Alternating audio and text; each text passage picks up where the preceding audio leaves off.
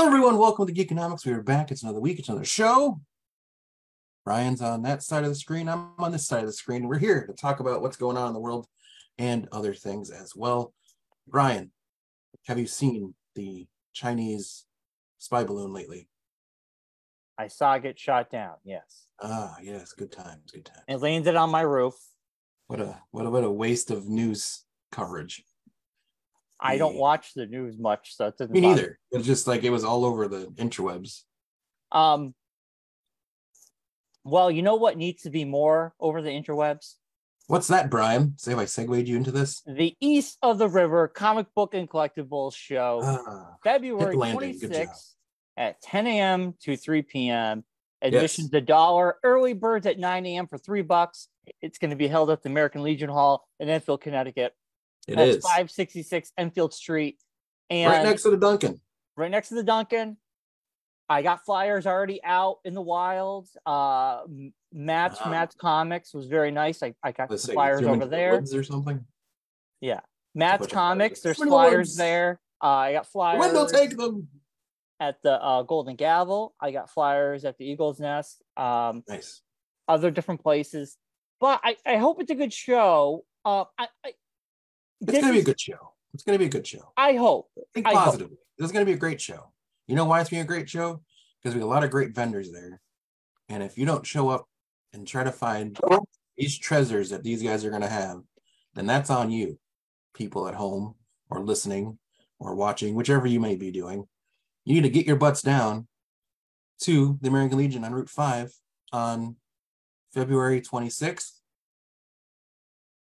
And buy yourself some stuff. There's going to be some awesome stuff they're going to have there. You're going to find comics that you haven't been able to find. You're going to find toys and collectibles that you haven't been able to find. You're going to get to meet Matt Ryan, who's going to be there selling his wares. You get to pick up the new issue of Brenda. The Safari Brothers will be there. They always have awesome stuff. Tons of cool vendors. Scott's a great guy, so you should come over and just say hi to him. Yeah. He'll be there. Make sure to wish him happy birthday. Tell him that Marc and Bryon say happy 90th birthday. You know, it's amazing. Good for 90.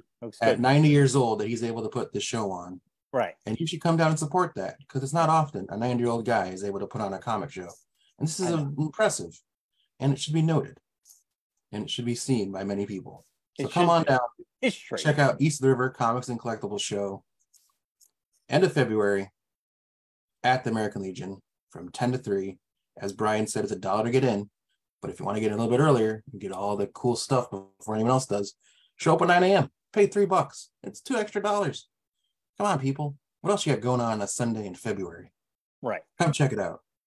Well, Mark, I went through my comics. I'm going to have 2 short boxes filled, a bunch of new stuff I put in there.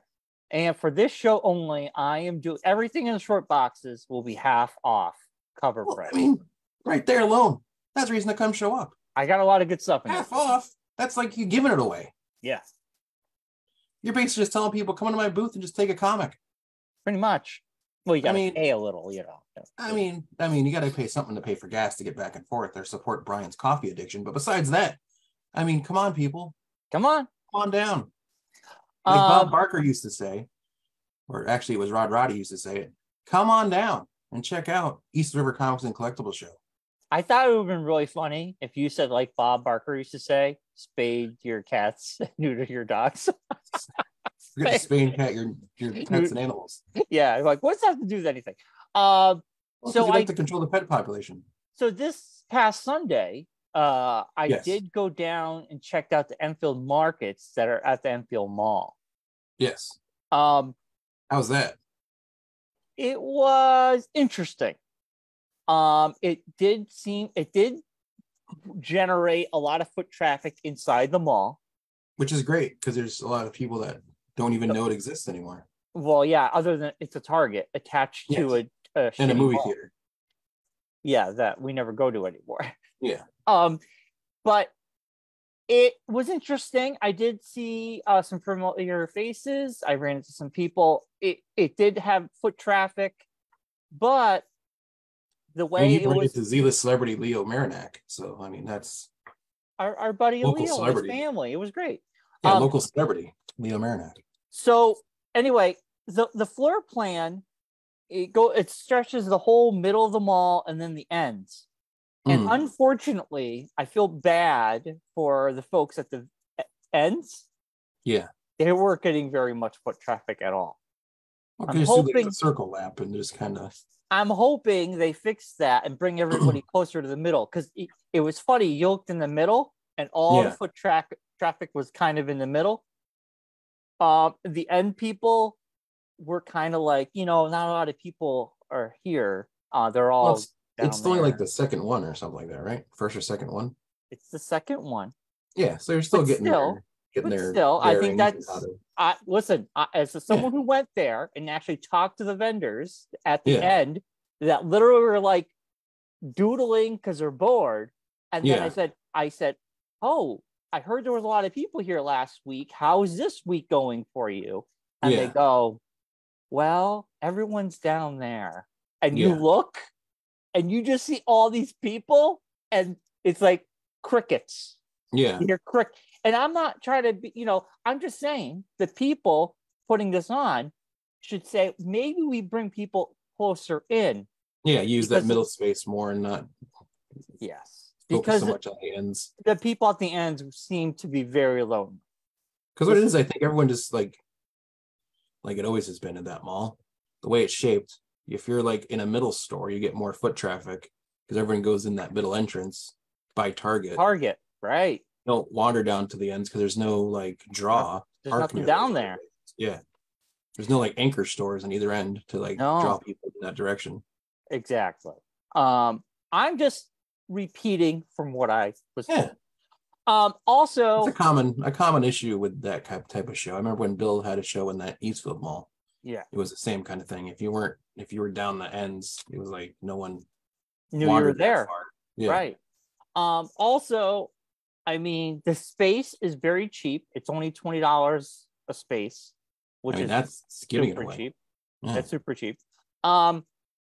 Also, I was for a couple of vendors I talked to maybe a handful, just starting conversation about how it's going. I said, I would always say, I heard last week was really good. How's this week going? And Brian Kazasco from Geekonomics. Just want to ask you some questions. Oh, they recognized me and heard my voice. And were like, you're the guy from Geekonomics. No one said that to you. Yeah. And they gave me a free pen. I got tons of free pens. I doubt that happened. Yes. I don't believe you. It did, Mark. I could tell by looking at you that it didn't happen. You're a terrible liar. We've never been recognized ever. Like one time at Chi-Chi's by some random lady that raised squirrels, but that's about it. Not true. No one else there you go. Us. Yes. No one else ever recognized us ever. We were recognized by her. Once.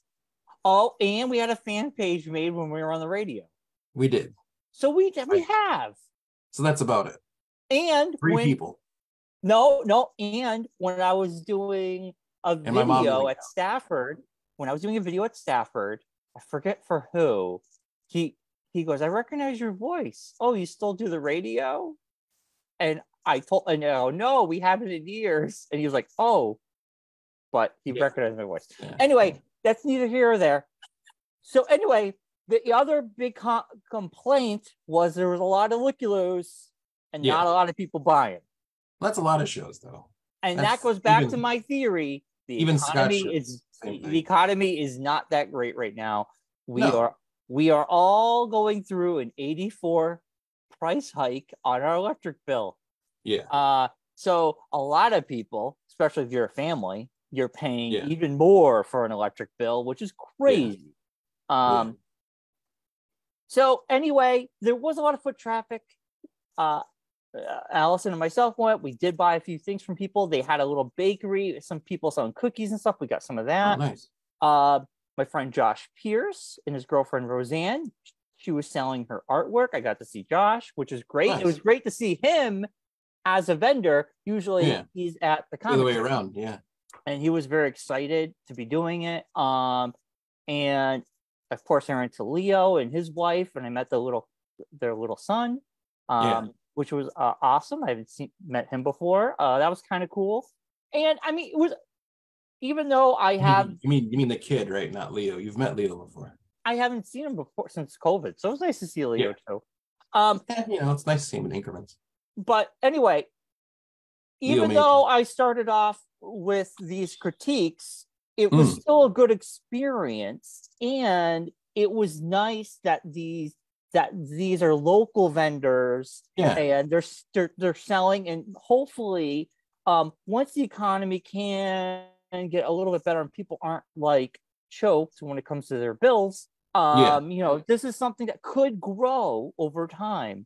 The only thing that I was, oh God, I don't want to see this. So it's $20 a table. So that's really cheap for mom and pop vendors. Yeah. But why the hell did they allow Frontier to have a booth? Frontier has booths everywhere.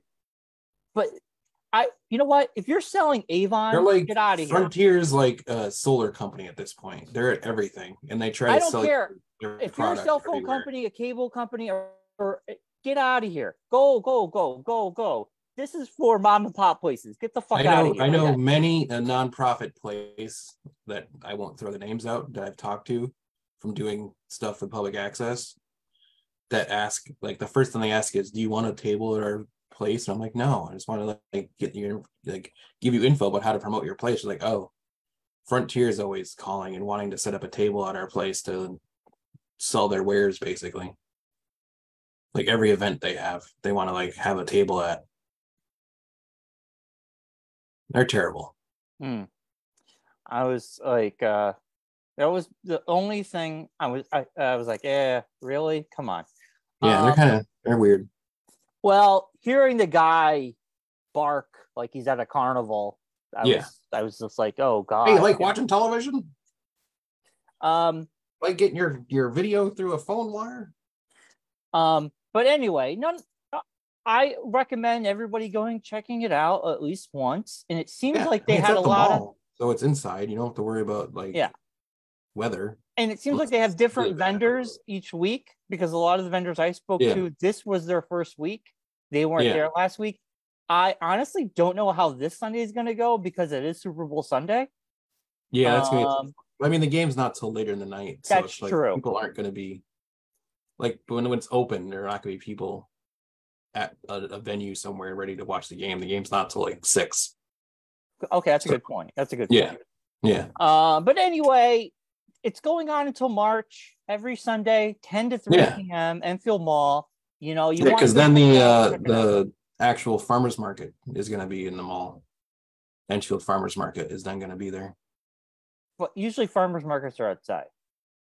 Yeah, but I think last year they moved it into the mall because of the open space. Oh, I didn't know that. Yeah. When did they do that? I remember last year, it used to be in the parking lot at the town hall. And I remember they did a winter market there. I don't know if they're going to continue doing that, but that was one of the things I'd heard. But I know also the Chamber of Commerce, I think, does their home show there. Well, the Chamber of Commerce is in the mall. Yeah, they got a spot there a while ago. Yeah. The old EB Games spot. I know. I hate them. It's so depressing. Yeah. It's so weird. Well, blame GameStop. GameStop bought EB Games. No, I just blame them all. And then there's a church in the mall too, So there is, and Party City. So the randomest thing ever. Yeah, the mall sucks. But anyway, this was a great event. Check it out, support them so it can continue.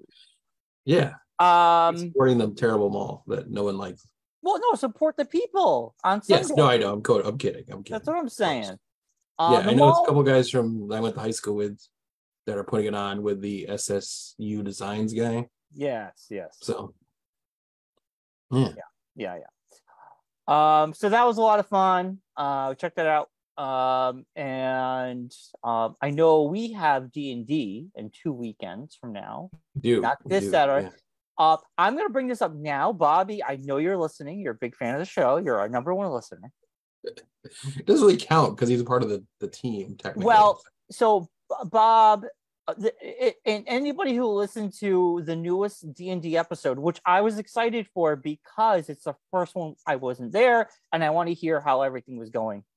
And I think he might have corrected this. I'm unsure. But the audio was super low on him. Yeah. So John sounded good. Bobby was, so in my car, I'm cranking it. Like usually to hear Bobby, right? And then like not even like, I don't know, 15 minutes in or something like that. I don't know. He has an advertisement for some band at a bar. Yeah.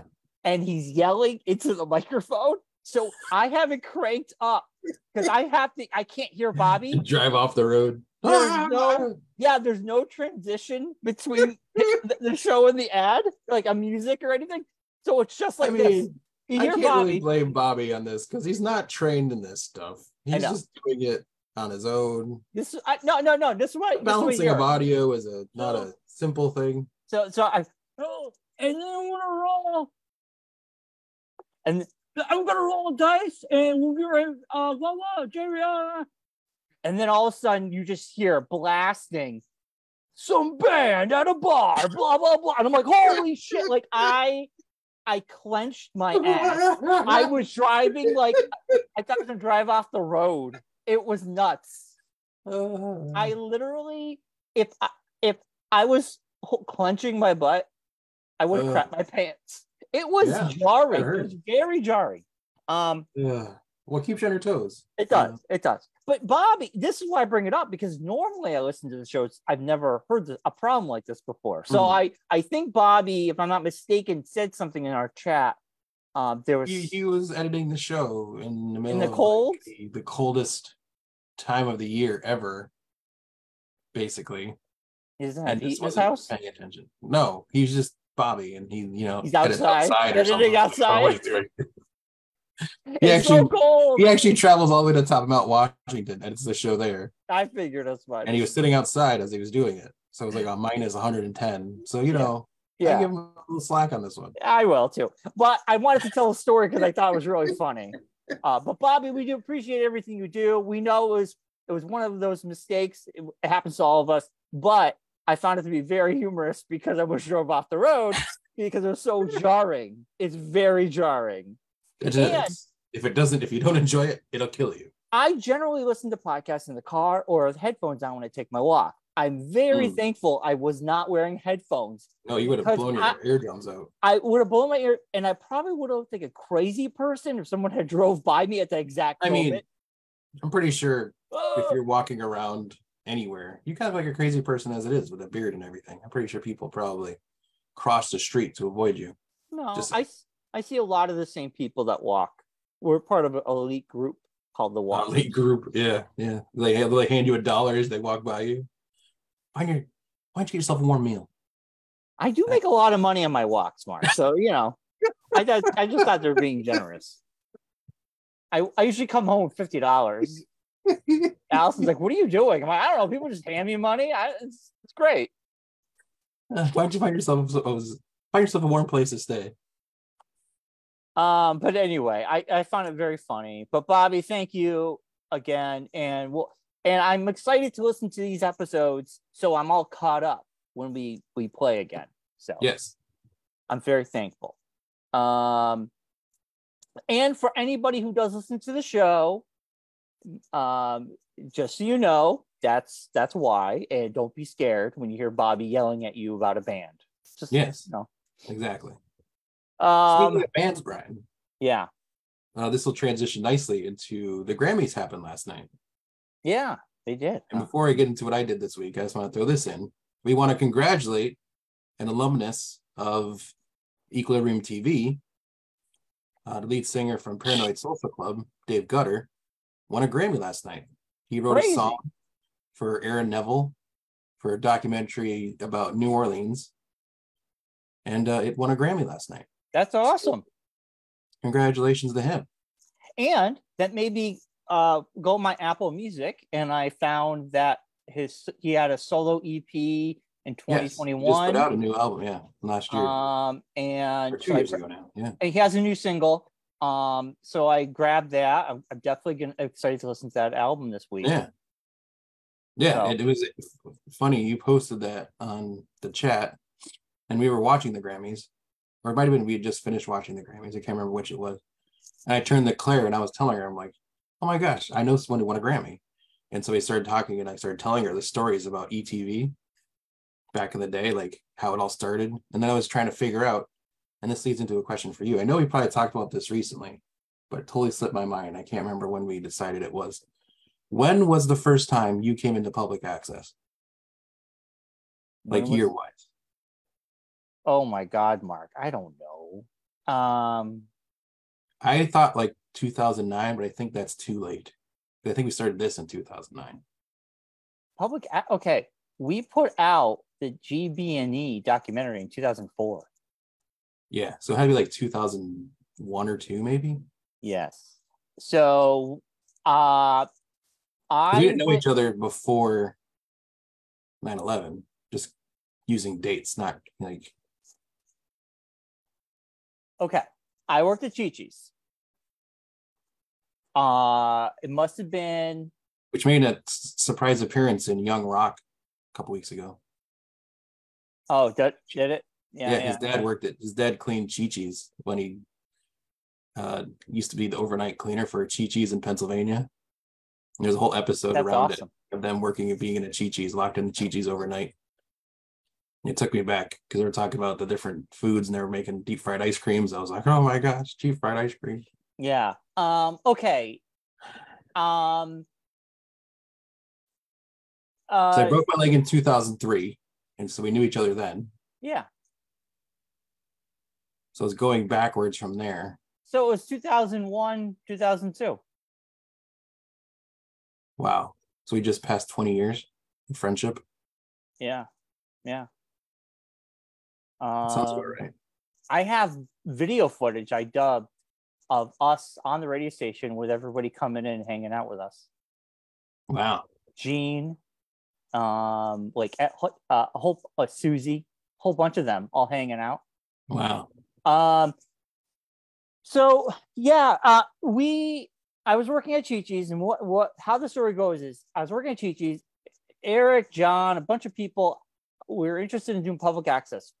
We all went over, got trained. The only ones that came were you, Eason, yeah, and the Feld brothers. Who? Chris Feld and his brother.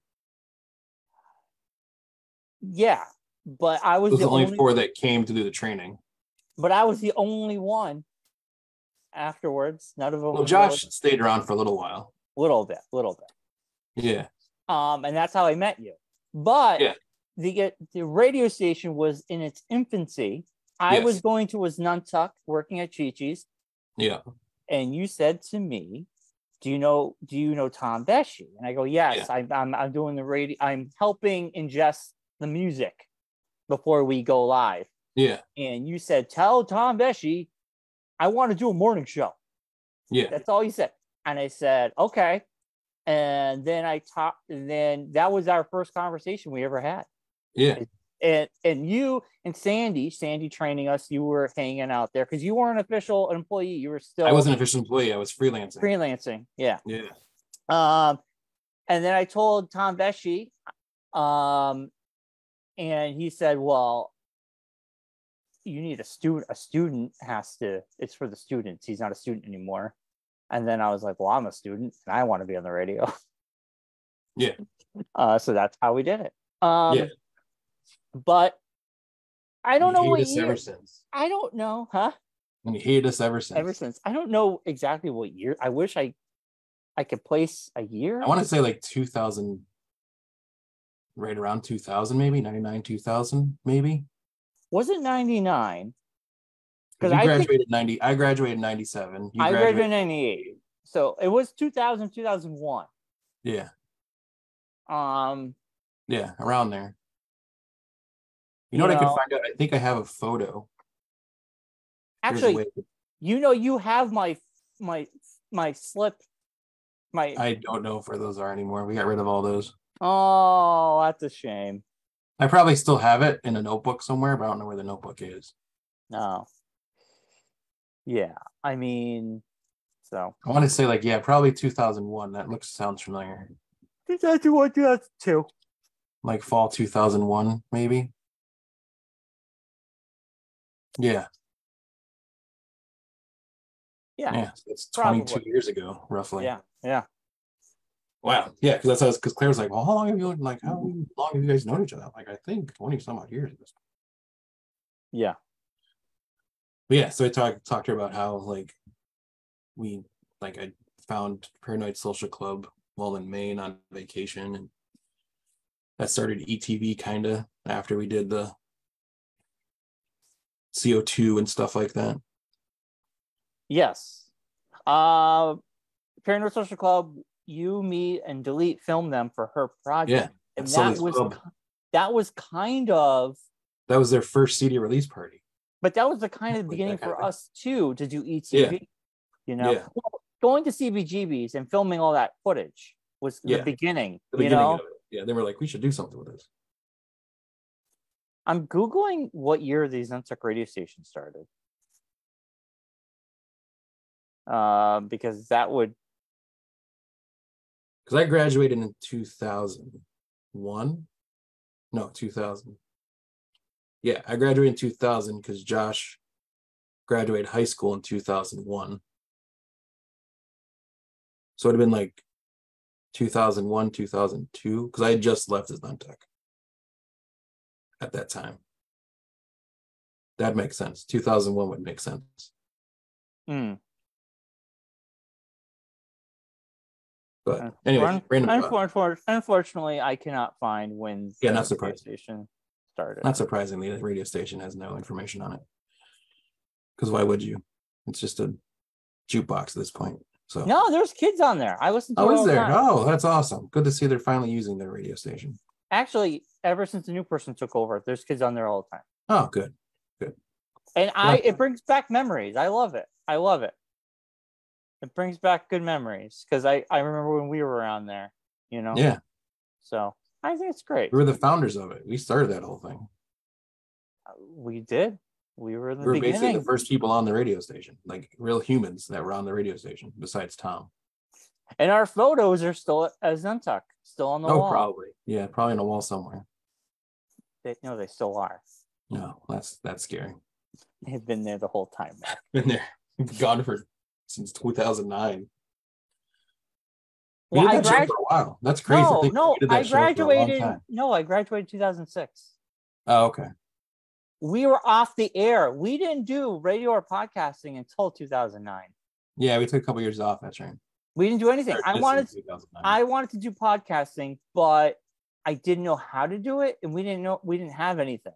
And then in 2009, I was just like, I figured it out. Podbean became a thing. We're like, let's do this.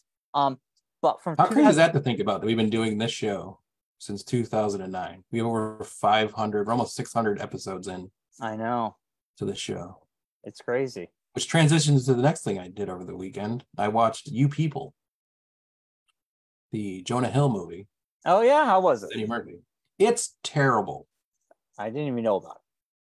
Yeah, well, I know about it because it was mentioned on the Golden Globes. Eddie Murphy won like the Video Vanguard or whatever it's called, their Cecil B. DeMille Award or whatever it is. Yeah. It was the ad came on like right after his acceptance speech of that. It's written by Jonah Hill and the guy who did Blackish, the Anthony Anderson show. Oh, comedy. Yeah, I like him. Yeah. Yeah. The movie is just, I don't know. It's bad. I don't know how to explain it. The thing that irked me the most is in the movie, he's doing a podcast with his friend. And towards the end of the movie, he started this podcast. They're just hanging out, talking about the culture. And it's him as a white Jewish guy and his friend's a African-American transgender female. Or just a female. Anyways. So they transitioned at the end of the movie to 3 months later, and his podcast got picked up, and now they're doing it in like a studio and have like cameras and the whole 9 yards. And I turn to Claire and I go, that's not how it works. Well, if you're famous, that's how it works. Yeah, well, if you're famous, that's how it works. But if you're just a regular guy doing a podcast, which he's not playing himself, he's playing a random guy. That's not how it works. You know, randomly, no one just like randomly hears your podcast and it's like, hey, you want to be on real TV? You want to have your own show? We'll put you on video and everything. You got to do it yourself. Like, oh, yeah, that's terrible. Because like in the movie, he's working as a broker in LA, which I didn't know that was a thing. I didn't think you did that in LA. Like a money broker, like Wall Street type stuff, which I don't know. So he meets this girl, Eddie Murphy's daughter. They start dating. They end up moving in together. She's a costume designer for like movies and shows and stuff. Well, they are in LA, so it makes sense. Yes. Yeah. In the process, they look into buying a house together. They buy a house. They decide to get married. He decides to quit his job as a broker to follow his dream of being a podcaster. No money to no money, right? Yes. And they bought a house, a nice house in LA, and they're getting married. I turned to Claire again. This is the first time I turned to Claire. I'm like, this movie makes no sense. There's none of this can happen. There's no way in the world of worlds this happens. It's a movie. It's a definite like movie jump. It's like, just go with it, because I wrote this movie as a vanity project to put myself into a movie with Eddie Murphy and these other people. And then at the end of the, like towards the end of the movie, he like tells off Eddie Murphy's character, and Julie Louis-Dreyfus plays Jonah Hill's mom. David Duchovny, who is a national treasure, plays his dad and is fantastic. Actually, there's a scene where he sings a John Legend song on the piano. Probably the best part of the whole movie for me, like straight hilarity. But anyways, they decide, Jonah Hill and his girlfriend, who are at the rehearsal dinner, decide to not get married. Then they do a time jump that says 3 months later. Jonah Hill's got his fancy podcast now, and like Eddie Murphy's listening to it in his car. Jonah Hill's Julie Louis-Dreyfus is sitting at her house watching it on her laptop. They both realize that they messed up their relationship and that they should decide to get them back together again. Eddie Murphy's in his car with Mike Epps plays his brother. Eddie Murphy decides to call Julie Louis-Dreyfus, because I know, like, I don't know how your parents are, but when I broke up with a woman, I didn't keep their parents' number. Like, the parents don't keep the numbers of each other in their phone. So that was a stretch. I was like, okay, that makes no sense. So then they get them back together. They haven't seen each other in 3 months. And they surprise them with their wedding. Surprise! They get married. Sight unseen from each other in 3 months. They get a surprise wedding, and that's how the movie ends. So it's a romantic comedy is what this is. It's terrible. It is awful. Well, you watched it, so. Well, Claire said she wanted to watch it. And so we were both watching it together, and I think we both were like, is the other person liking it? Because there's some funny parts in it, so I was laughing. So we're both like checking at each other and both being like, hey, yeah, this is good, right? Yeah, it's all right. And then like at the end of it, I turned to her and I'm like, that was terrible. She's like, oh, I thought you liked it. I thought it was terrible. So that's why I didn't want to stop watching it. Well, but, you know, it happens. You know. Yeah. Yeah. And I said to her, I'm like, oh man, I can't wait for the show tomorrow so I can blast this movie and talk about how bad it is. And all 25 people will be like, yeah, well, at least I get it out of my system. There you go. I mean, because I was like going through all my issues with it to Claire, and she's like, I don't care. She's like, I don't. It was bad. We watched it. Move on. Move on. Like, let's have the podcast so I can go and tell Bryan these things, and he can't get away from me because we're doing the show. So I just let you go. Yeah. You feel good? Content is what I call it. I saw. Yeah. So check out You People and form your own opinion and let us know what you think. Or don't watch it and save yourself 2 hours. That too. Probably I saw a film, Infinity Pool, on Friday. Okay. Bonkers. It has Skarsgård in it, from True Blood. There's a Skarsgård in every movie now. I think it's mandatory at this point. Maya Goth. Must cast Skarsgård. It's like part of the Hollywood edict. Yeah, this movie was bonkers. It's not for everybody. I did enjoy it. I had to really let it sit in me for a while. It's very disturbing. Well. Disturbing movie. Sounds like a personal problem. Elevator pitch is this. Rich people go to closed off a resort in very poor country to blow off steam. They have debauchery. They kill. If they end up killing someone, and their punishment is to be killed or to watch themselves be killed. And that's all I'm going to say about it, because it's a very interesting movie. To be killed or watch themselves be killed. But if you watch yourself be killed, do you still die? No, because it's a clone of yourself. Watch myself be killed. Yeah, you watch yourself be killed. Yeah, that's what happens. Yeah. It's a disturbing movie. There is an crazy seems like an orgy. Easy choice. There's a crazy orgy scene. There is some disturbing violence. You want to watch. But yeah, it was an interesting movie. Recommend if you're into Soderbergh. His son had directed it and wrote it. So check it out. And I did finish season 1 of Buffy. Allison's slowly going. She's getting into Buffy like me. We watched the season finale. It was a good season. I'm kind of interested to see what happens. Spoiler alert for a show that came out in 1997. I had no idea this happened, and I'm going to say it for people who may have never watched Buffy, but they want to be spoiled, so close your ears for 5 seconds. I had no fucking idea that Buffy dies at the end. Yes. Yeah, but she comes back as a vampire, I guess. Yes. I don't know. I haven't watched season 2. We haven't watched the first episode of season 2 yet. She doesn't come back as a vampire.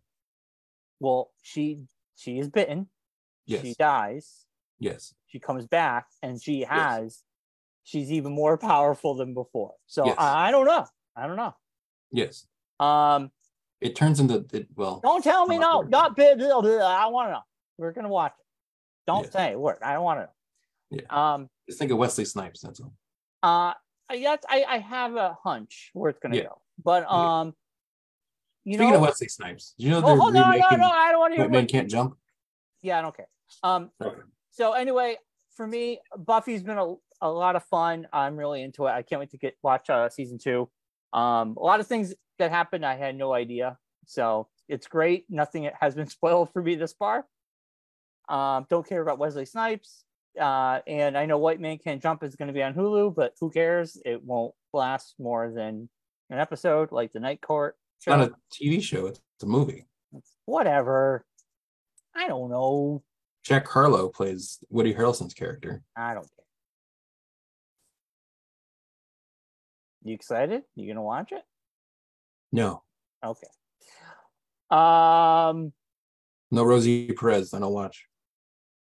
No Rosie Perez. I don't watch. Yeah. That's good. I like that one. Did you watch Last of Us last night? No, I watch it on Mondays during the daylight. You know this.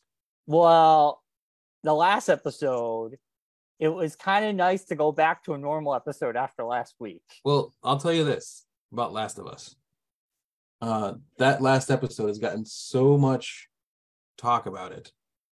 That's good. It's been mentioned so many places that Claire, not a fan of these type of movies or these shows, turned to me yesterday and she's like, I feel like I want to watch this episode of that show. Because I don't want to be the one person who doesn't know anything about this episode. It's a bottle episode. As I said, it's a bottle episode. It doesn't really have like There's not anything really bad in it, like horror-y type stuff in it. No. So you can get through it and not have to like know what's going on with the story or anything. So we might end up watching it, which I don't know if I'll be able to watch it with her again, but I might let her watch it. Last night's episode was... I don't know if I could watch it with you, but you're welcome to watch it because it's very emotional. I don't know if I could go through that again. I cried, like I said, I cried like a baby. This week's was really good. And I'll watch it after we get done with the show. I'll watch it. Well, as the show is exporting, that's my new thing. As soon as this show starts exporting, I hop on the HBO Max. HBO made an announcement. This week's episode of The Last of Us will be on Friday because of the Super Bowl. That makes sense. Yes. So we get call. 2 days early, Friday at 9 p.m. Yeah. So we get the last of episode 5. So that means you Thursday, can watch it.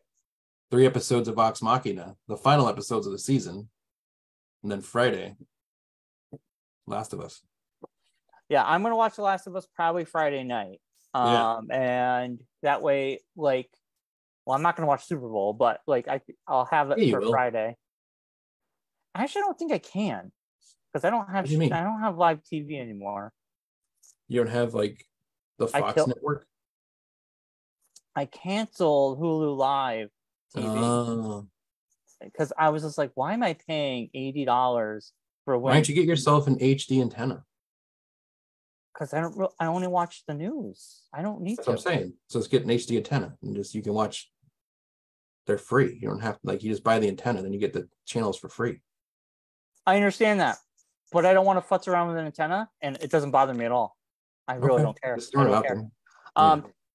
I can watch the Golden Globes on Peacock when it's live. If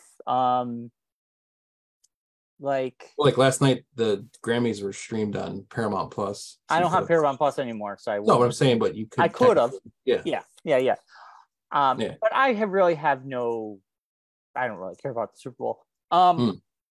But anyway, I know you enjoy the commercials. That's why I was saying. I will watch the commercials. I know you're really excited for Rihanna doing halftime. So I like Rihanna. Yeah, I'll watch it on. I'll watch it on YouTube. YouTube will have it. It's like Dua Lipa for you. We love it. I love it. Speaking of Dua Lipa, I was listening to Dua Lipa yesterday. I was on Dua Lipa. Of course you were, you weirdo. I was playing the whole album. Allison's just like, why is every song about dancing? I'm like, I don't know. But I love it. And I love it. I was dancing. And Pedro Pascal was on SNL. Dua Lipa is pretty good. Which was like an awesome episode. The Mario Go-Kart, HBO Mario Go-Kart was hilarious. Before we even get into that, during his monologue, where he talks about how he played 2 different people on Law and Order, 2 different times, I turned to Claire and I'm like, Brian's head's exploding right now. Yeah. What? Me and Allison were like, oh, that's awesome. What? That's awesome. He was on Law and Order? I didn't even know about it.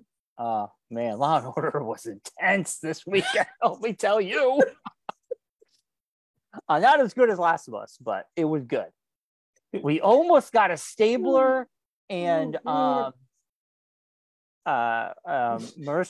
Hargitay a moment, but they something happened. Hargitay to you too, Brian. Mariska Hargitay. Anyway, Mariska Hargitay. This episode, Pedro Pascal nailed it. I think it was like one of the most silliest episodes. The final it was so sketch. Crazy. I said to Claire as it was happening. I'm like, it's so crazy how a show it depends upon the host. It's always dependent on the host. And the writing. Last week's Michael B. Jordan episode. It was okay. Awful. I don't think it was awful. I thought it was unwatchable at some points, like cringeworthy. Some of the skits were like, what is happening? Why is this a thing? I disagree with you there. Like the male confidence one was painful. There's like some skits. I like the male. The State Farm was my favorite of last. Yeah, that was probably the best of all of them. I loved when the Emu and Doug showed up. Yes. Yeah. Yeah, that was great. It's like compared to this week, it was like but this difference. It was crazy. This week was really good. I love the last sketch with the steak and the table and everyone's dying. Yes. That was a lot. Boy Yang just losing it like uncontrollably. The silliness. I love the silly episodes personally. Him as the waiter. That was a good one. Yeah. Oh, the smart one. The smart one. Oh, you must drive a Harley. We got Big Boy Chili. And it's funny. It's an ad for Big Boy Chili. I got Big Chili from Costco this week. Oh. And it was delicious. I still have some. It was really good. I really wanted chili for Saturday because it was so cold. There was a chilly kind of day. I made lasagna. Oh, yeah? Saturday. Yeah. I've been having to cook because Claire's been injured. So I've been broadening my horizons and trying new things to make a whole new world. Yeah. Well, I made a huge roast on for New Year's because it was going to be our Christmas dinner. So I mean, trying to step out of just because it's you can only make chicken tenders and fries for so long, But before you got to do something a little bit different. What's for dinner? Hot dogs and mac and cheese. I'm not a big cook. I don't know. I'm not last time I made meals was when I lived at my parents' house. So it's I'm used to making food for 6 people. So it's hard to pare down to making a meal for 2 people. Right. But you still when you make a lasagna, you have to make a lasagna. You can't a lasagna. You got to make a lasagna. Yeah. Claire helped me. She made the cheese sauce for it. Yeah. It sounds pretty good. Sounds good. Yeah, sausage and hamburg. Stop talking about food. We're getting close to lunchtime. I'm getting hungry now. I got lasagna downstairs, man. I'm fine. I'm gonna. I got chili. I got chili upstairs. I'm gonna have some. Oh boy, that's a good thing to have right before you go to work. Yeah. Beans, and magical fruit. Yeah. Oh God, it's gonna be fantastic. So the Super Bowl. Who's gonna be in it? Who do you think is gonna win, Marcus? The Kansas City Chiefs and the Philadelphia Eagles are in the Super Bowl coming up this weekend. The Eagles. Who do you think is gonna win? I think the Eagles are going to win. Interesting. It's the first Super Bowl where you have 2 African-American quarterbacks starting. Ever. Really? That seems almost crazy. 57 Super Bowls in, and this is the first time you have 2 African-American quarterbacks starting against each other. That's weird. Huh? Yeah. Don't you think it's weird? Yeah. It's also the first time that Tom Brady? Well, Tom Brady retired officially. Oh yeah, again. There's 2 brothers, the Kelsey brothers. One brother plays for the Chiefs and one brother plays for the Eagles. Oh. So it's the first time 2 brothers are playing opposite each other in a Super Bowl. Didn't we have Oh wait, we didn't. The Mannings never played against each other. Right, that's what I was thinking of. Yeah, no. Wow. Yeah. Interesting. It's gonna make the game interesting. That's kind of cool. Yeah, so there's some fun little tidbits for you. Fun facts, as they say. And Rihanna's doing the national anthem, doing the halftime show. Who's doing national anthem? Chris Stapleton, I believe. Ooh, Chris Stapleton. Yeah, country singer. Oh, okay. He did a song with Justin Timberlake. Wow. Yeah. Tennessee Whiskey was the name of the song. Oh, Tennessee Whiskey. Speaking of whiskey, everybody's talking about bringing whiskey to D&D or something, right? I know. I said I'm good on whiskey, but then someone mentioned meatballs. I'm like, I think we should do a meatball tasting if we're going to do a whiskey tasting. I don't do whiskey, but I'll be more than happy to test meatballs. Yeah, I'm not drinking alcohol during D&D. No, I'd be happy to do a meatball off. We just throw meatballs at each other. No, we taste. Everyone brings a meatball that they made, and you taste them, and who has the best meatball wins. What do they win? They get extra charisma or something. Extra charisma? Well, you have to have a blind taste test. You can't know who. Yeah, no, exactly. Yeah. This is a great meatball. Yeah, it's a spicy meatball. It's a spicy meatball. We have Hutzel be the taste tester because he's never going to make anything. Speaking of Hutzel, I'm sure you've seen these commercials where it shows footage of these people graduating from that online university. Yeah. So New Hampshire University. Yeah, and they're always. I'm about to open. I said to Allison, yes, we should intercut between these people and their family crying of Hutzel going, God damn it, they're always moving my crates around. And then it cuts to another person. I'm going to graduate. Then it cuts back to Hutzel. Fuck, I have to go another 3 years. They're trying to screw me again. Yeah. Then it cuts to that guy crying. I graduated. Then it cuts back to Hutzel crying in front of his laptop. I'm never going to graduate. I'm never going to graduate. I really want that to happen. I wish he had a good sense of humor because I would definitely go over his house and film, put it together. Or like him at his laptop going, "This webpage sucks," and then you just cut to the ending. You know, go to blah blah blah blah blah. Your future is community college. You know, college so close it'll take you so far. You can graduate today, and there's Hutzel. You can graduate tomorrow. Why put off today? You can do tomorrow. They're always taking my credits and adding more. Because you've been in the program for so long, they had to change the curriculum. The funny thing is, it's never happened to anybody but him. Well, it's happened, but it's because you've been taking the same. You've been under the same major. Because he didn't pass the class for 10 years. When you take you 10 years to graduate from a program, they're bound to change the curriculum every once in a while to change things up. It doesn't. You get messed up because your classes that were in your curriculum back 6 years ago when you started taking it aren't there anymore. Yeah, I know, but it doesn't. We know it doesn't happen like that. It took me 6 years. That didn't happen to me at all. Well, no, we were doing like television broadcasting. Like no one even knew that the program existed. Well, no, someone did, but my point being is it's not as happens as he says it does. No, nothing ever happens the way as Hutzel says it does. There's the real world, and then there's Hutzel land. I want to see that commercial though. I just want to see that commercial. That'd be something. Every time I see it, I think of Hutzel. Yeah. Speaking of Hutzel, I am in the middle. I'm still watching Chainsaw Head Man, and it's gotten really good. The thing is, there's no Chainsaw Head Man. It's just Chainsaw Head. Well, he is a man. He's a boy. But Chainsaw Head is the name of the show. I can't watch. Like, I generally play with my cats in the morning, and because it's all subtitled. It's like I can't. Yeah. I have to make sure I'm looking at the screen, or I'm going to miss dialogue. Do they have the option to watch it with like dubbing? No, there's no dub. Oh. So I'm kind of taking my time. To watch the dub. The newer one. There's no dub yet. Okay. But it's really fun. It's very. That's how I got through Attack on Titan, was watching the dubbed versions because I'm like. Well, I watched the dub of Cowboy Bebop. Yeah. Which I love. Oh yeah, of course. Just recently, the creator of Cowboy Bebop said he finally saw the Netflix, and he goes, his quote was, "They had no idea what the show was about." No.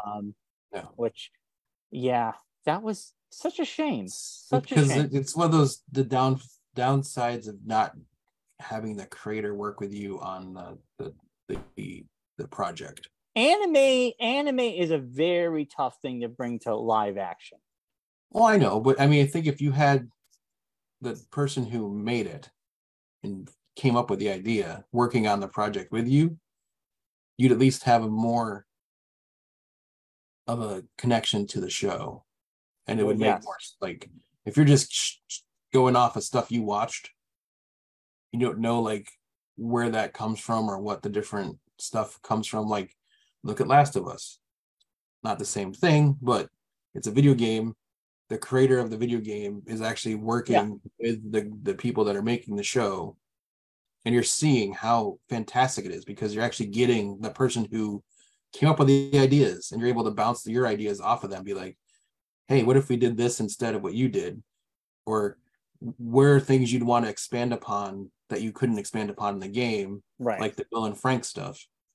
Like, he probably had a whole backstory for Bill and Frank that he wrote to make it make sense for him when he wrote the game part, or he had it in his head, or it was either or. So you can go back and use that. You know, you're not like just shooting from the hip, so to speak, on things. Yeah. I mean, Cowboy Bebop, I would say that first episode was promising, but then as the show progressed, I was like, what is this? It got farther and farther away from what the show was, the anime. And it's a shame. I think the cast was great. It was a great cast. It was like shot perfectly, like to like feel like the anime. It just wasn't right. It felt like the anime, and it like the pace, the moments were there, but they just did too many weird things. They didn't know the characters either, and they botched the ending. Yeah, that when they did the thing so where bad. they changed that around too much, and it just didn't. That was the ending of the anime, and if they wanted this to continue, that ending you gotta happen. Spread it out longer. Yeah, and they had the twist. They had the twist at the end, which I didn't really like. Nobody liked. And they brought what's his face in too late.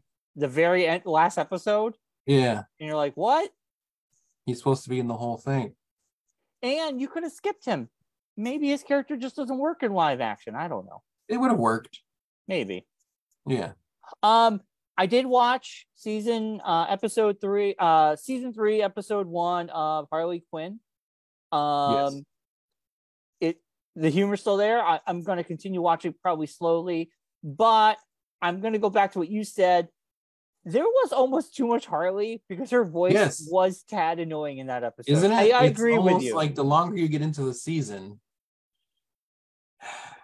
it's always that level, and it's like you can't be at that level for that long. I felt exhausted. Terrible. I almost felt exhausted. It is exhausting. It's like I can't do this. You know what it was though, Mark? I will say this. It was because in the other seasons you had Bane, which I loved. Yes. With all these other characters. This one, that first episode, really focused on them too. And you had some moments, but it was Harley 90% of the time. And her always at like 110%. Yeah. Never like lowered Harley. It's like too high of a I will watch episode 2. I will continue watching it, but that episode because you said that, and then I was like, oh my God, her voice is just like whoo. It's like flying too close to the sun almost. It's like it's too much. It's like bring it down. Reel it back in a little bit. I think Harley Quinn, the humor's still there. I still find it funny, but I need those other characters to balance it out. Too much. You need other characters to bounce off of. Like they had the secondary characters in the other seasons that you could bounce off of, and you kind of get into that, but this one you have to like pace yourself with it because you can't like the other 2 seasons I like burned through them in no time. Like this 3rd season, it's like I gotta pace myself because this is rough. Yeah. And I don't know if it'll survive. Now it's third season. They might just not do it anymore. No, they have a Valentine's Day special coming out. Well, I mean, after that, I don't know. This new DC plan, everything's being canceled and turned around. We have Ant-Man next Thursday, so I think on Monday we can talk about predictions. We should definitely have predictions. Well, the first prediction I'll let you know of is don't tell me. Wait till Monday. I already pre-ordered the book, so the book. I sent this to everyone in the chat, and they just released an ad for it. In the movie, Scott Lang writes his autobiography, and it's a big part of the movie, I guess. Like at the beginning of the movie, it's a big thing. He's like doing a book tour, and he's doing interviews for it. And Marvel's Infinite Wisdom, they had a ghostwriter write the book for real. Oh, good promotion. It's coming out in September. Oh, okay. And because they don't want to because I guess it was like a last minute thing they decided to do. So it takes a while to make a book happen. You can't just do it overnight. So yeah, the autobiography of Scott Lang. Nice. I'll have to get it. Let's check it out. Yeah. Nice. It's gonna come out in September. It's on Amazon now. You can pre-order it. Smart marketing. Well, they don't want to ruin anything, if anything. No, exactly. So it gives enough time where it's out into the like Disney Plus territory by September. Right.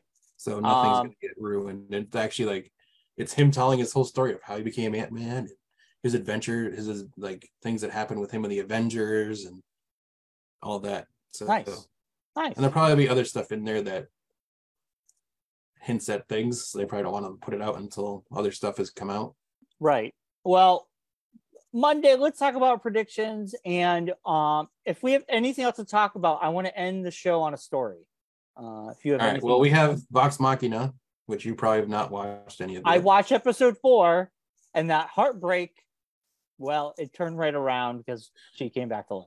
Yes, but there's a whole thing behind that. I know. Like she just came back alive. I know. Yeah. I just watched episode 4. I'm going to catch up. Yes. So. It just gets better. This is a great season. Yeah. I watched episodes 7, 8, and 9 over the weekend. Fantastic. Final 3 episodes come out this Thursday. I thought it came out on Friday. No, I thought so too. I guess they're releasing them Thursday night now, like Thursday evening. Okay, that's cool. That's good to know. So, yeah. So then right after we do Ant-Man and D&D, March 1st, Mando appears. Oh, that's March 1st? Yes. Yes. Well, we have 3 weeks and 2 days. Yes. For March 1st. Yes. Very exciting. Very exciting. Yes. All right. I want to end it on a story, Mark. Well, hold on before we do that. Oh. We didn't talk about what? Episode 3 of Last of Us because we didn't watch it at the same time last week. Well, we did talk about it. We did. I mean, we talked about when we were talking about The Last of Us. Yeah, but I didn't see it. I hadn't seen it yet. I watched it after that. I know you did. And like you say, you cried during it. It was yeah. Literally the best piece of television I've ever seen. It's definitely one of my favorite pieces of television this year. And probably in my top 5. You know, it was a great episode. I think I felt like I was watching a movie. Yeah, it was. It's a length of one. It was really touching. There's a great article out if you can find it. I'll see if I can find a link to it. Claire shared it with me. Megan Mullally, who is Nick Offerman's wife. Oh, I know. I think I know what you're going to say. Convinced him to take the role. Like he was not going to do it. And she's like, you can do this. Watch the interview. He is on Jimmy Kimmel. I watch it, and that's where the story comes from. He talked about how he was short on time. He got the script, and he gives all his scripts to his wife, and Megan came down upstairs and went downstairs and went to him, "You're doing this." And he's like, "Okay." She was just like, "No, you're doing this. Make time." And he said he's very thankful that she said that to him. And he talked about doing the show. And then Jimmy Kimmel showed like people on TikTok or whatever showed like initial reactions of people crying. And a lot of people kept going, "I thought this show was just gonna be zombies," and they're crying. Exactly. And Nick Offerman was just like, he's like, "Well, in the Midwest, we take our emotions and we stomp them down. We bottle it." He's like, "They must be from the coast." Yes. But because it's crazy because like you were saying last week, I think you said last week, and I watched I'm watching along with the game story as I'm watching the episodes. Yeah. Like the amount of time this story got in the video game is light years difference than what the show did. Yeah, because it wouldn't work in a video game. There's no way. And obviously Bill, they do meet Bill in the video game, and they do help get the battery, but Bill says that Frank had left because he was upset with him. He ends up getting bit. He hangs himself, and they do find the body hanging there. And that's where it ends because you can't do that whole love story in a video game. You can't. You can't show that. No, you can't like branch off into a long tangent in the video game. No, because you have to keep moving. You're a player, But I think they did a fantastic job. It was the show. I mean, the most talked about show all week, and it was like every week the show is gaining momentum and viewership. And the show's doing like an amazing job of making ancillary characters seem very important. Yeah, you get to see into the world. You know what I mean? It's like a character, like these two characters have nothing really to do with the story. No. Besides giving Joel and Ellie a truck. But in that one episode, they made you so invested in these two random characters that like it was like I've never felt so attached to two like bit characters in a show. I know. Me neither. Like these people have no point in being in the show. Technically, they really nothing to do with anything to do with the story. Yeah. Like except for the tiny bit where they connect to Tess and Joel, and a little bigger part of the story is revealed. But besides that, there's no like overarching story that involves these two people. No. You just know they know each other. Yeah. I hope Nick Offerman gets nominated. I hope HBO. Oh, he should win all the awards for it. Like, and whatever. I hope he gets nominated. Yeah. Yeah, it'll be supporting actor probably. Yeah. But yeah, it was phenomenal. I mean, it was like my favorite episode so far. This week's was really good. This is. They do a fantastic job setting up the next episode. And I'm so happy we get it Friday. We get it even earlier. This episode was more action heavy. It's moving the story forward. You kind of need that to kind of like clean the palate, so to speak, of last week's emotional trauma. Let's just forget about everything that happened, and we're just going to kill things. I know, and it's so funny because I cried during that episode, especially at different moments. But then there was a quote, where Bill says to Frank at the dinner table, like, I'm satisfied. I'm old. I'm satisfied. Yeah. And Allison sent me some meme that had it on there, and I just started choking up. And I wrote back to her, I'm like, God damn you, stop. You're making me cry.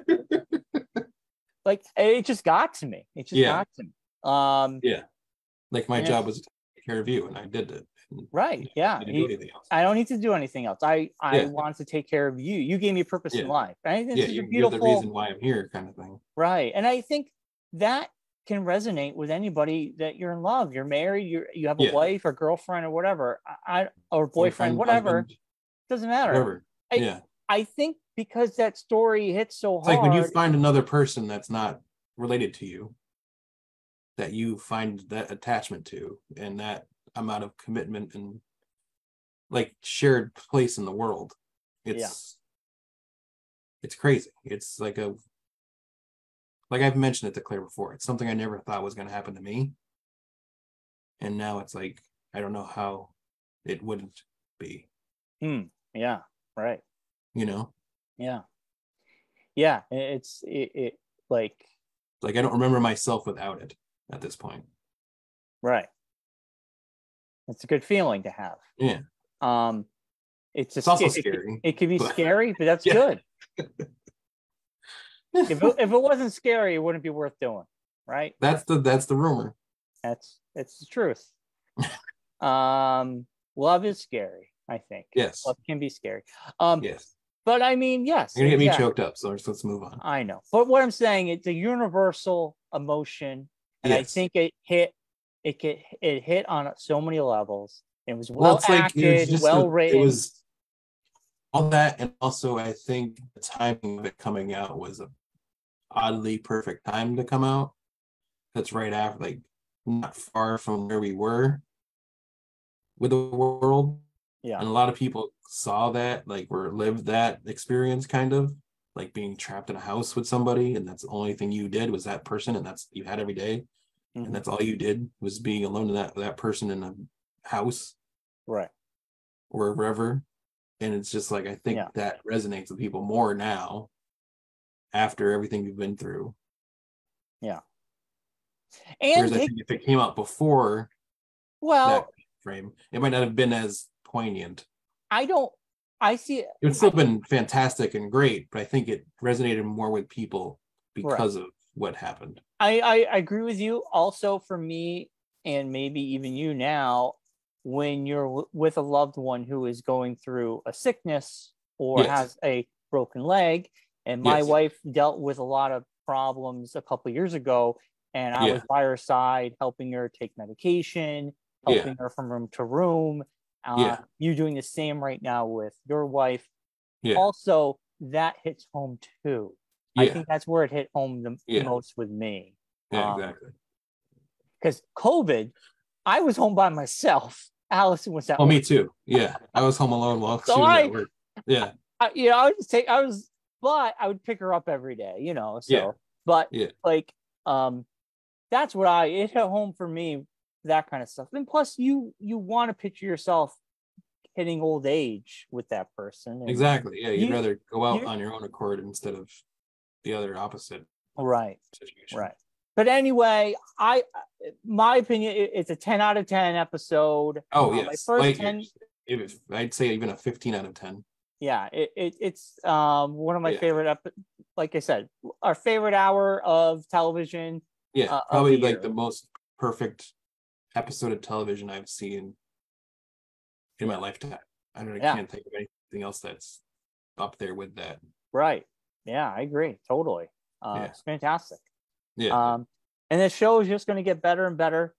This episode was not depressing, but a lot of interesting things do happen. Yeah. So it was a very good episode. Good. It's a good palate cleanser as well. Yeah. And it had some good humor in it as well, which we needed. Good. So that's story time with Bryon. All right, let's end this show with a story. Fire in the fireplace. Everyone sit back, put on your robe. Get your robe. Dim the lights. Lights and Uncle Bryan's going to tell you a story. Okay. So I was on, I think Saturday or Sunday morning. I was on Grindr. Saturday or Sunday morning. And Rocky is texting about something that happened. And he says, instead of saying like near you, this is what he said. He goes, Bryon, there was a home invasion and I thought of you, or like, damn you, Bryon, I thought of you, or something. And yes, I was like, what? Why would you? It was a perfectly formed sentence. It wasn't. It wasn't. My best friend in the world.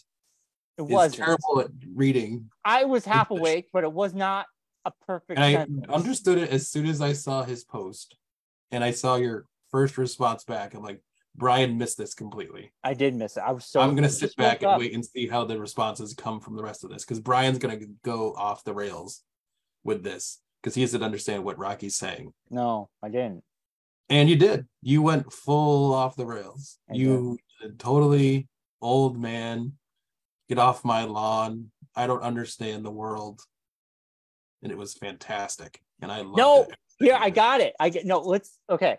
Rocky wrote, damn, at Bryon Kazaska, someone got home invaded by you. Yes, by you. As in near your location. But everyone else in the world read it that way, except for you. And I read everyone else in our group read it just fine. We were all thinking, as soon as I read that, I'm like, oh crap, someone got home invaded near Bryon's house. That's terrible. But I thought he meant by me. You invaded someone's house. I was like, why are you doing this to me? This is not funny. And this was 6:46 a.m. I read this when I woke up at like that time, and I'm like out of it. And I'm like, someone got home invaded by me? What are you doing? And then he goes, well, not by you, but like by you, like near you. And he clarified. And I go, I was like, I'm confused. I'm like, don't at me on Facebook and say I home invaded someone, because no one did. I'm gonna get falsely accused here. Nobody at near this. No one else in the world would have read that sentence. I did. And thought that he was saying you home invaded someone's house. So confused. It's like, why would he accuse you of home invading someone's house in a Facebook chat? I thought he was joking around, like trying to, I don't know. Anyway, and then he goes, because it happened right near your house. Unfortunately, somebody near your house actually got home invaded. Yes. Which is terrible. Horrible. I feel bad for those people. Horrible. But the light of the rainbow was Bryon not understanding the English language and going old man on it, being like, I didn't home invade anyone's house. How dare you say that about me? At 6:46 a.m., I'm not awake. And then he goes, I assume you might wanted to know the suspects haven't been caught yet. Come to find out, it happened, and our friend Brad lives in those condos where it happened. Mm-hmm. And not even 2 weeks ago, someone else's home was invaded near me as well. So this is the second one in my area. But yeah, You're busy. I thought it was funny. I realized the errors of my way. You're spreading out your crimes, is what you're doing. I'm like, why? What? I'm like, why? You might want to serpentine it, so that way you don't like bring on so much suspicion onto yourself. I know. Keep doing them too close to your house, people are gonna start getting suspicious. I know. You should travel farther away. I should. Anyway, it wasn't me. Clearly, I didn't know what was going on. But then it made me all paranoid. I'm like, lock all the doors. I lock all the doors anyway. But someone's always home. But it's crazy. It happened Friday night at like 10:45 p.m. and they stole these people's car. So I don't know if they were just coming home or what happened, but home invasion scares the fuck out of me. That's one of the scariest things I can imagine can happen to someone. Yeah. Right? It scares me. I don't like it. I don't like it at all. Yeah. You know, I don't want to talk about it anymore because it's scary. But it's a funny story because that transpired at 6:46 a.m. It went on for a little while. It went on for a little bit until I figured it out. And I just sat back and laughed hysterically every time you posted about it. Every time you responded back with some other thing, I was like, "Oh, this is podcast gold. This is peak Bryan. This is my best friend, everybody." Why are you saying? To the point where I even mentioned it to Claire. I'm like, "Oh, you're missing some great stuff in our group chat right now." I wish I could. Why does he not get this? It takes too long to explain everything that's going on, but there's some comedy gold happening right now. Why does he not get it? Well, Rocky did start off by saying Bayou, but not... Yes, Bayou as in your location. But he should have said near me. He should have said near me. It doesn't matter. Everyone understood it but you. Okay, I'll give you that. It was my fault. It was my fault. I get it. Everyone else was like, "Oh man, Bryan." I told Allison what was going on, and she just went, "Oh, Bryan." She's like, "Yeah, it was definitely an O'Brien moment." Because I was even to the part where I was like, "Oh, Bryan." I hadn't had my coffee. I looked at it briefly. I was just like, "What the heck, Rocky? Why are you joking around?" Like I thought he's joking around, or like my brain went somewhere else. Yeah.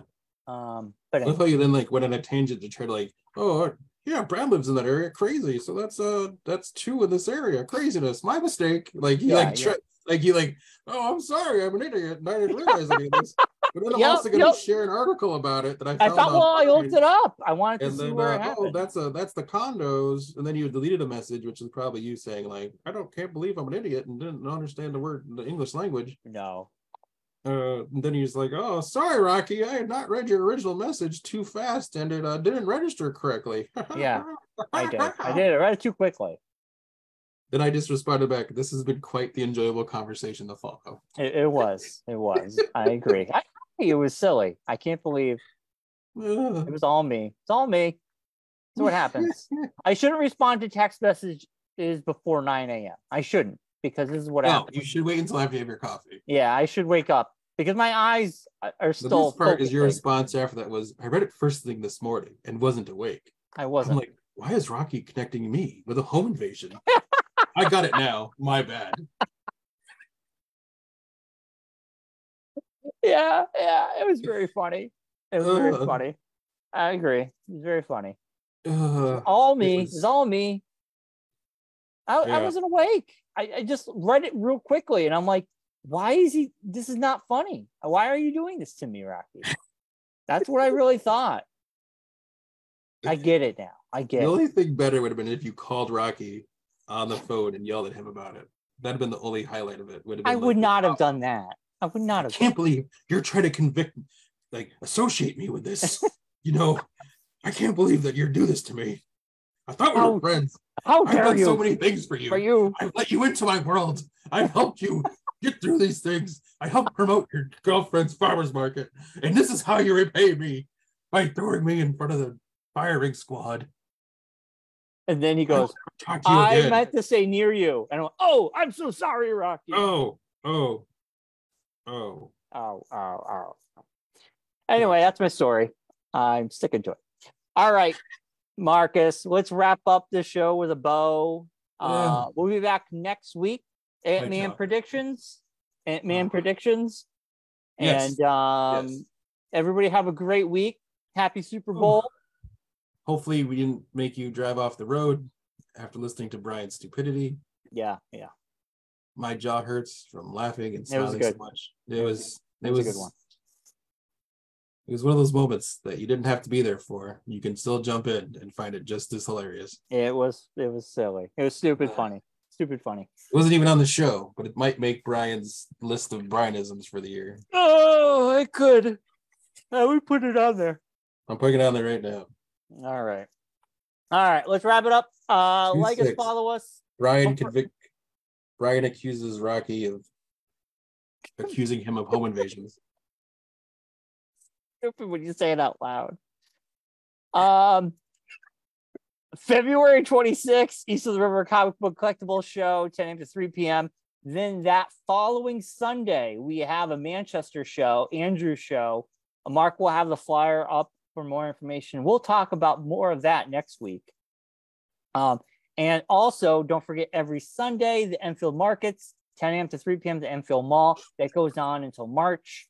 Yes. And EclipseCon, that doesn't happen in February. It doesn't happen this month because of Scott's show, but it'll be back next month in March. March 26th. Yes. Yeah. And Andrew's show is March 5th. Yes. And that'll be at the Plainville VFW. That flyer is at the end of the show as well. Yeah. All right, Marcus, let's get out of here. Yep. We'll see you all next week. And as always, be safe, be well, be kind. And rewind. Bye, everybody. Bye-bye. Bryan's not a home invader, I promise. And in the case of our boys here, well,